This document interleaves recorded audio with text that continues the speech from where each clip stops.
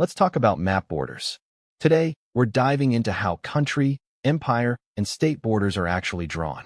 Modern borders are usually super clear, but ancient empires? Their borders could be pretty fuzzy, especially for big empires. Some were like modern nations, super organized inside. But that was rare. Usually, you had a ruling class. And the further you got from the empire's center, the more power local kings had, basically running things themselves. Take the Persian Empire.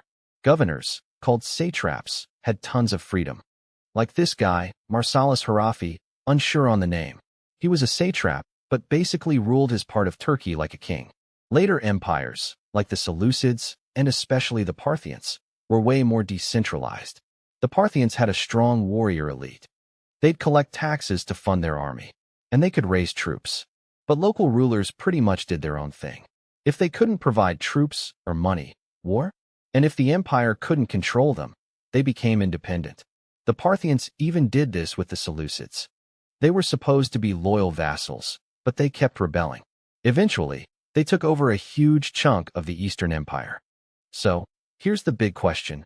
Should vassal kingdoms count as part of an empire? Usually, maps include them. And online debates about empire size often boil down to this. Should we count the vassals or not? My take. If the people in a region pay any taxes to the central government, count them in. If not, they're on their own. Armenia is a super complicated case between the Sasanian and Roman empires. They switched sides, paid taxes sometimes, sometimes not. Their status bounced around for centuries.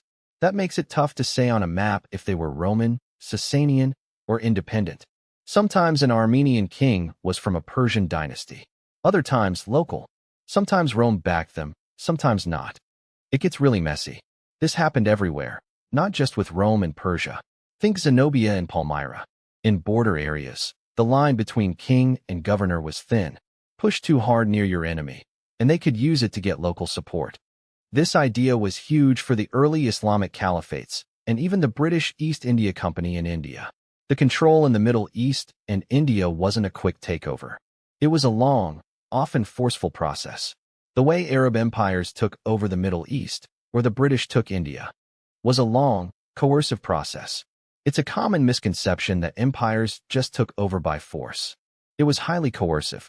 It was very coercive. But with successful empires, they'd arrive in a territory. And the locals often barely noticed a change after a new dynasty took over. Look at ancient Mesopotamia. When they were conquered, they often got tax breaks to keep them compliant. Local rule usually stayed in place. The main difference? Who got the taxes?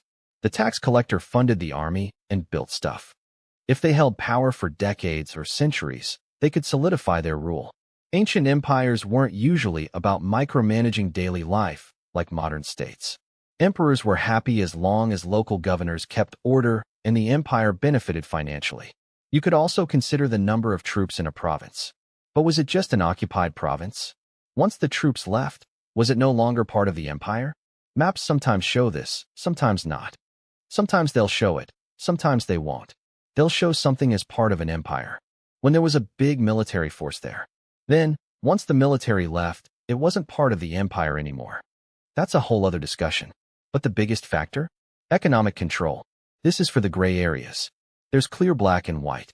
If an empire writes the laws, has regular troops, and people see themselves as part of it, it's obviously theirs. But what about regions with their own tribes or kingdoms who recognize the empire's power, pay taxes, and send their sons? Are they part of it? Even if they have their own laws and leaders? Or what if a vassal pays not with money, but with a set number of their young men for the empire's army? Are they part of that empire?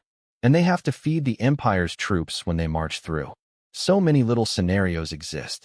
History is full of these varying relationships between client states and empires, and different levels of integration. That's all for now from Epimetheus. Subscribe to this and my main channel where I write scripts. Unlike this rambling talk, which I hope was interesting or thought-provoking. Let me know in the comments what you think makes a region part of a larger empire. And huge thanks to my Patreon supporters. Thanks for watching.